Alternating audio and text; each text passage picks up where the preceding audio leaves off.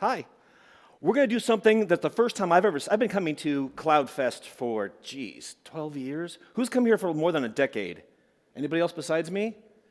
All right, cool.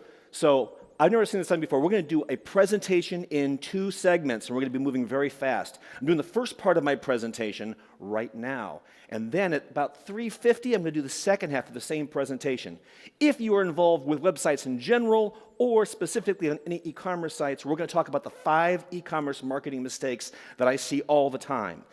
But we're going to start with all the things that marketing and communications and technology can't fix, but e-commerce people like to blame marketing for. So let's dive right into it. Good? Let's do this. Why listen to me? Part of my job is people just bring me websites and I do website teardowns. That I've done thousands of them now. They say, here's my website. I spend an entire day just finding everything from a fresh set of eyes. So I've looked at 1,000 websites, all of them e-commerce sites. That's why you listen to me. Now, we're going to talk about these mistakes, but not all mistakes are created equal. The first mistakes we're going to talk about, all the things that I can't fix and probably you guys can't fix. The business owner has to fix them first. And these are the things you have to fix before you start worrying about marketing. So, the perfect place to start. Common problems marketing and tech just can't fix. Your products suck. Now, it is really something very common. People say, oh, my marketing team is falling down. But the reality is your products just aren't up to par. Trend chasers, people who are throwing the biggest thing I saw the other day. It was crazy. This guy had an Army surplus store. You know what Army surplus merchandise is? It's camping gear and mess kits and things of that nature. And I go to his homepage, and his first banner is fidget spinners. I said, why do you have fidget spinners? You're an Army surplus. You're destroying your brand. He says, oh, no, you don't understand. These things are the hottest sellers right now, so I got to carry them. It's a way to destroy your business. Discount hunters, people who find whatever they can get cheapest, and they put that on their website. And your products aren't just that good. Some people complain to me, I can't compete with Amazon. Well, you could if you produce products that were as good as Amazon. Truth. Your service sucks. I can't help you if you do not communicate with your customers. You put your profits above your customers. I still can't help you. You put your vendors above your customers. Your vendors are producing something that doesn't satisfy your customers, and you just won't deal with the vendor issue. These are things that marketing can't fix. You're not competitive. Pricing policies. You don't have to be the lowest price vendor. That's an hour presentation by itself. I could break out the economics charts and show you how behavior changes with price, but invite me back. We'll do that some other time. It's actually pretty interesting. Your shipping and charges and your policies are not competitive. You don't have to be free. Some people are free. You just have to be competitive. Your customers want you to be competitive. And your exchange, returns, and refunds policy is not competitive. If you haven't got these things, I can't help you. Your tech is bad. You have a bad platform, bad hosting. True. Fix these things, this list of things that we just went through. If you have a website or you know anybody in e-commerce, make sure that all those things we just went through are fixed before you spend one single penny on marketing, advertising, or optimizing conversions. Otherwise, you're wasting your time, in my opinion. Okay, we're going to talk about best practices here. Everybody's website is different. Every business I've ever come across has what I call the secret sauce. Things that work perfectly for one business may not work exactly the same for the next business. We're talking about best practices. So to do so, we have to learn a word, ceteris paribus. It's an economics term. Who knows what ceteris paribus means? It means all other things equal. So when we talk about something in particular, I'm going to point to it, I'm going to highlight it, and we're going to talk about some of the changes that could be made, but it's ceteris paribus. It means that if nothing else changes, this will help you. Okay. Our example e-commerce store for this presentation and the next one in about an hour, we're going to have Estee Lauder as our sample e-commerce store. Why? Because they're really, really good. This is their homepage. One of the things I want to point out to you real quick is they've learned something. Especially in e-commerce, people don't land on the homepage anymore. People land on product pages, especially if they're being linked, affiliate linked, or they're using search, they're landing on product pages. So really, their homepage is a series of hero images. If you scroll down, this is what you get all the way to the bottom, a series of hero images. They treat each one as if it was a banner. Kind of a cutting-edge thing that they're doing in e-commerce right now. They're not wasting that space because people who are landing here need to see ads if they're landing on a big e-commerce site. That's the bottom of the page. All right. So the number one mistake that e-commerce companies make is page speed. I think our previous speaker touched on that in the latency aspect. We're going to talk about page speed in general, and we're going to try to be smart about it. So rules of thumb. Page load, less than 2 seconds is optimal. More than 3 seconds drastically decreases abandonment. There are caveats, but this is a great rule of thumb. Your total page size would be about less than 2 megabytes. External calls, developers love, oh man, you developers, you just love freaking external calls. Man, you just love them. They're gorgeous. I'm convinced that developers get paid by the external call. And you use a CDN, but you need to use CDN smartly. Okay, so what do? Well, I see a bad score there. This is Estee Lauder. I just told you that they were a great e-commerce site, and they are. This is their page speed report. Page speed report. Did I say that correctly? Page speed report. They got an F. So this is a mistake, the other side of the mistake that e-commerce people make. They just believe the numbers. And I'm telling you from my heart and soul, all the AI in the world isn't going to help you if your brain isn't turned on. Automated reports and AI should be telling you as a business owner and as a website developer where to look. And then you look there and you could determine there's no problem.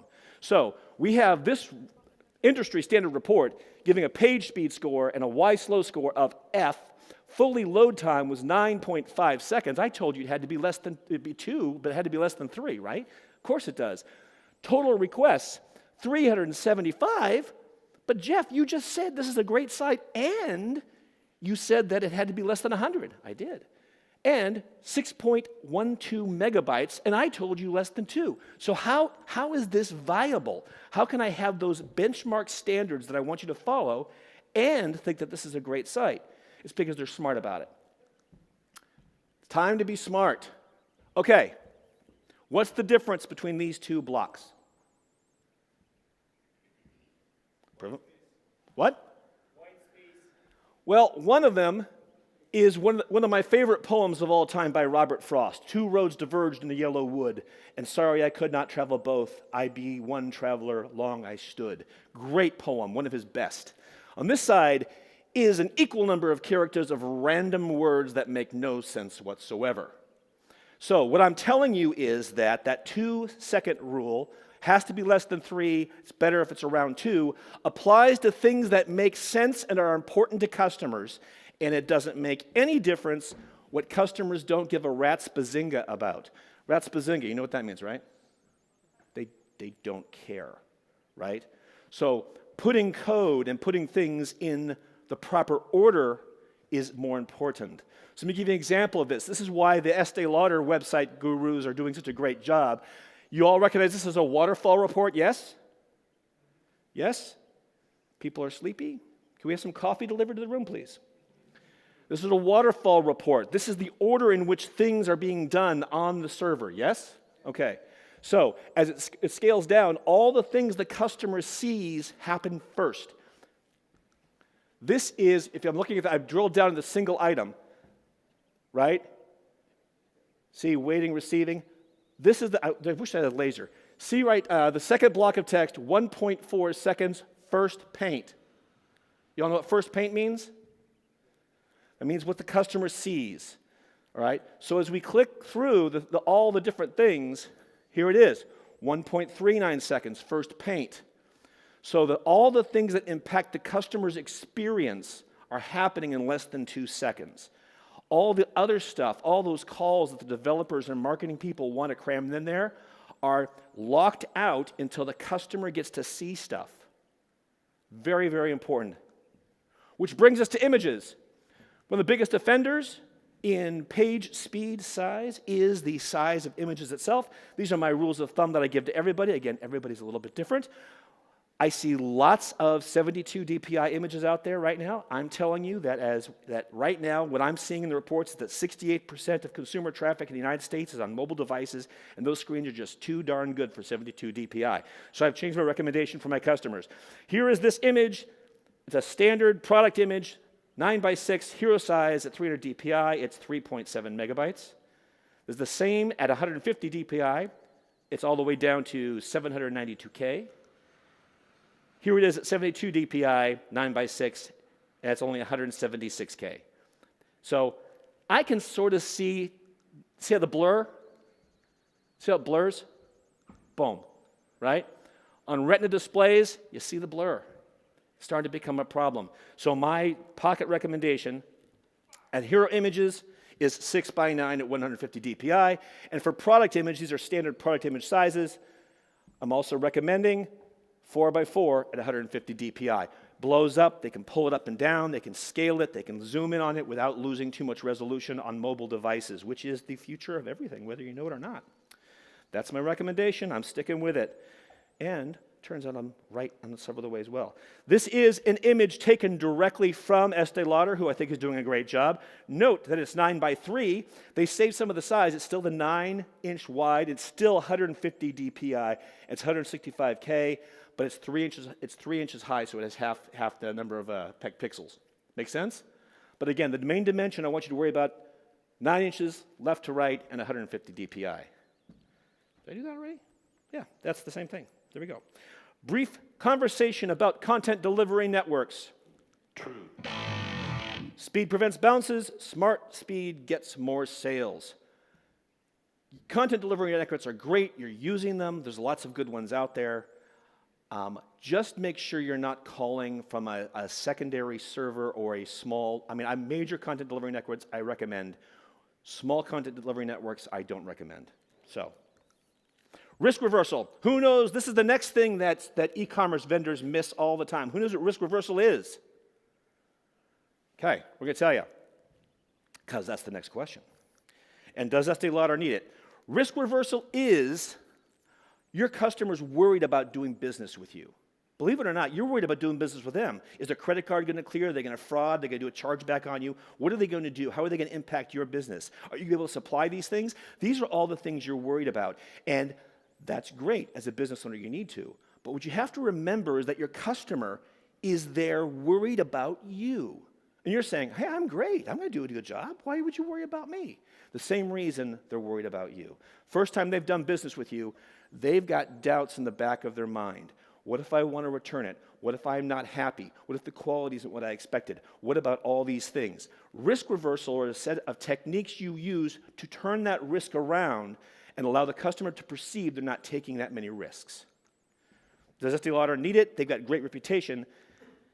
They do, and they use it. Note how, first of all, it's really well done. This is a single product screen. Everything you need is right above, is in the first fold, right? Everything's above the fold. Note that you have social proof. See the 5 stars with the 3 reviews? Social proof is a form of risk reversal. Other people have been here, they're happy, I'm likely to be happy too. It works in the back of their mind. They would miss it psychologically if it wasn't there. Free standard shipping and returns. Oh, now that's not a detailed return and exchange policy. It doesn't need to be at this point. Risk reversal, some people use badges. I'm actually very fond of the use of badges as opposed to just text. But you make these things appear on that site right near the product, and believe it or not, that customer is going to be aware of it, and they're going to start feeling better about the purchase because they're going to perceive that's less of a risk to them. Down below, you can see they add it up, right? More reviews, 5 out of 5 stars. Boom, boom. I would add this, one of my favorites. This is what I call it's called a trust badge. They don't have this here, and this is the only critique I really have of their site. I dummied this trust badge up for them. 100% quality guarantee. Now, you know your products are good quality. You know that if they ship something that's not defective, that you're going to replace it for the customer. You know that about yourself going in. The customer doesn't. And when they see something like 100% quality guarantee, oh, okay. And it weighs in the back of their mind. All right, this is part 1 of the presentation, and we're done. That's my email address. If you have to leave, which you really shouldn't because this is the party room, if you have to leave and you want to see the second half, the first or second half of the slide deck, just email me here at jhardy@artofthemessage.com. I'll send you both sides of the slide deck. Next, see you in a half an hour for the second half because there's three more really cool things that e-commerce people forget. See you then.